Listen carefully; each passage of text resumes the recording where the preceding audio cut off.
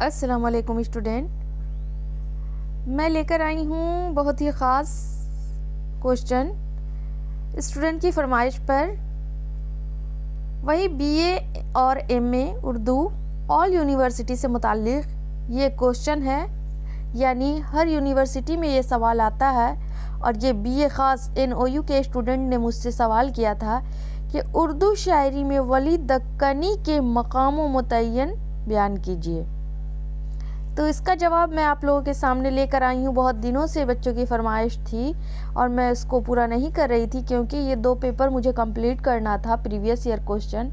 دیکھیے حاضر ہے، ولی دکنی کو اردو کا سب سے پہلا باقاعدہ غزل گو تسلیم کیا جاتا ہے۔ ابتداً ولی نے قدیم رنگ میں شاعری کا آغاز کیا تھا، مگر اپنے سفر دہلی کے دوران شاہ سعد اللہ گلشن کے مشورے پر ریختہ گوئی کی ابتدا یعنی جو ریختہ کی جو ابتدا ہوئی تھی وہ ولی دکنی سے ہی شروع ہوئی تھی۔ اس سے پہلے، اس سے قبل جو شعر و شاعری ہوتی تھی وہ قدیم شاعری اور اس زبان بھی کچھ چینجز تھی، لیکن ولی دکنی نے سادہ اور سلیس زبان میں شاعری کی تھی۔ دیکھیے گا، سعد اللہ گلشن کے مشورے پر ریختہ گوئی کی ابتدا کی اور اسی میں عظمت اور انفرادیت کا ثبوت دیا۔ ان میں سے ان کی شاعری میں ایک نئے بات کا آغاز ہوتا ہے۔ ولی دکنی کا تاریخ کے اس دور سے تعلق ہے جب دکنی کلچر کے فتح دکن کی وجہ سے متاثر ہو چکی تھی، اور اس کی وجہ سے پھر ایک بار شمال اور جنوب کے فاصلے گھٹ گئے تھے۔ ایم اے کے اسٹوڈنٹ، جب آپ لوگ ایم اے میں جائیے گا، اس کا بھی میرے چینل پر دستیاب ہے، جو قدیم اردو شاعری، قدیم اردو نثر کے بارے میں پوری تفصیلات میں نے اس چینل پر پورا دیا ہوا ہے۔ میرے چینل کو سبسکرائب کر کے پورا ویڈیو اگر آپ لوگ آگے کی تیاری کریں گے تو دیکھ سکتے ہیں۔ پوسٹ گریجویٹ والے تو بچے دیکھ بھی چکے ہیں، اور آگے بھی میں لگاتار سے ویڈیو ڈالوں گی انشاءاللہ۔ اہل شمال دکن کے مختلف علاقوں میں آباد ہو گئے تھے، اور شمال اور جنوب کی زبان میں آپسی لین دین شروع ہو چکا تھا۔ ولی نے دکن کی ادبی روایت کو شمال کی زبان اور فارسی روایت دکنی ادب میں پہلے ہی سے جگہ پا چکی تھی۔ ایک ایسا رنگ پیدا کیا گیا تھا کہ یعنی ولی دکنی جو ہے قدیم دور کے شاعروں میں شمار کیے جاتے ہیں، اور اس ٹائم جو ہے یہ سب شمال و جنوب میں پائے جانے والے شاعری تھے، جو سارے ہندوستان کے لیے قابل تقلید بن گیا۔ ولی سے پہلے شمالی ہند کے اہل علم اردو کو بول چال کی زبان کے طور پر تو استعمال کرتے تھے، لیکن شعر و ادب کے لیے فارسی ہی کو ترجیح دیتے تھے۔ کبھی کبھی اور اردو میں بھی شعر موضوع کر لیا کرتے تھے۔ قائم چاند پوری کے بیان کے مطابق ولی نے 1700 عیسوی میں دلی کا سفر کیا اور وہاں ادبی محفلوں میں یہاں پر ریوائز ہو گیا ہے، میں شرکت کی اور اپنا کلام سنایا تھا۔ شمالی ہند کے شاعروں نے براہ راست ولی کا اثر دیوانے ولی کے دلی پہنچنے کے بعد شمالی ہند میں باقاعدہ اردو میں شعر گوئی کا آغاز ہوا۔ اہل شمال کو ولی کے کلام میں قوت ترسیل اور ابلاغ کو توانائی نظر آئی۔ ولی کے اشعار گلی کوچوں، ادبی محفلوں اور اہل ذوق کی مجلسوں میں گونجنے لگی، یعنی ان کی شعر و شاعری جو ہے ہر جگہ پایہ تکمیل کو پہنچنے لگی۔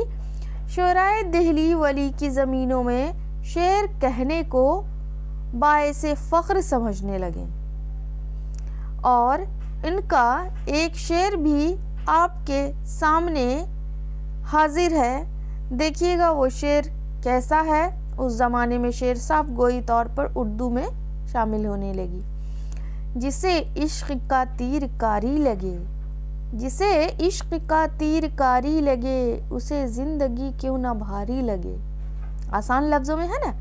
ہر زبان پر ہے مثل شانہ مدام ذکر تجھ زلف کی درازی کا. اردو شاعری کا باضابطہ آغاز ولی دکنی سے ہوتا. شاید یہی وجہ ہے کہ محمد حسین آزاد ایک تنقید نقاد تھے، انہیں اردو شاعری کا بابا آدم قرار دیا ہے اور انہیں اردو شاعری میں وہی مقام دیا ہے جو انگریزی شاعری میں چانسلر اور فارسی شاعری میں رودگی کو حاصل ہے.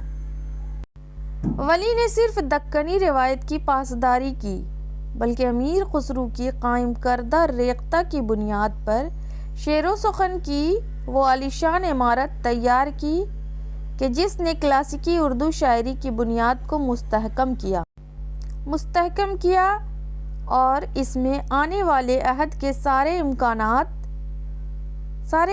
سمٹ گئے. دوسرے الفاظ میں ولی کا کمال یہ ہے انہوں نے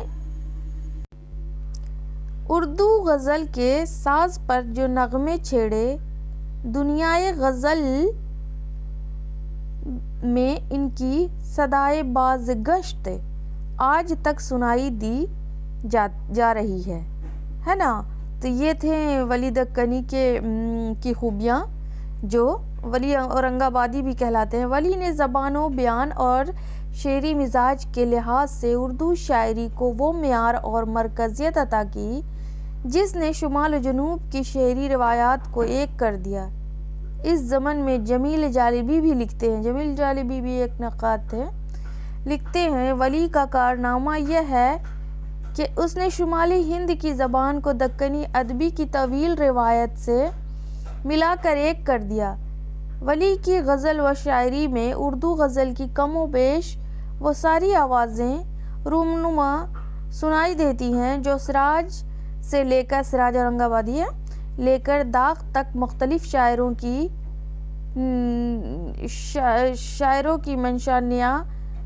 نشانیاں بنی اور جن سے آج تک بزم معنی کی شمع روشن ہے. مجموعی طور پر ولی نے ایک ایسا رنگ شاعری ایجاد کیا جس پر ایرانی اثرات کے ساتھ ساتھ ہندوستانی فضا کی خوشبو بھی. ولی کو اس اعتبار سے یقیناً ہم بابا آدم کہہ کر اولیت کا تاج ان کے سر پر رکھ سکتے ہیں کہ انہوں نے اردو شاعری کی روایات ترتیب دی.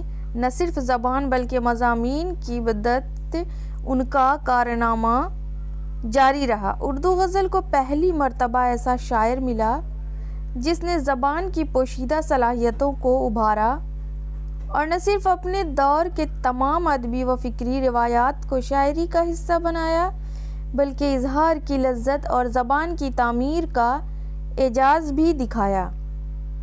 اردو غزل کے اظہار کے موضوعات کا تعین کیا جو صدیوں تک غزل کا لازمہ سمجھے جاتے رہے. اردو غزل کے اظہار کا سانچے مرتب کیے اور زبان کے مختلف تجربات کے ذریعے ایسا شعری سرمایہ دیا کہ جو غزل کی ترقی میں مددگار ثابت ہوا. تو یہ تھے اسٹوڈنٹ کی فرمائش پر ولی دکنی کے مقام متعین اردو شاعری میں نے آپ لوگوں کے سامنے پیش کر دیا. آپ لوگ مجھے فیڈ بیک دیں کمنٹ کے ذریعے کہ آپ کو ویڈیو کیسا لگا اور آگے فرمائش کریں. ملتی ہوں نیکسٹ ویڈیو میں. اللہ حافظ.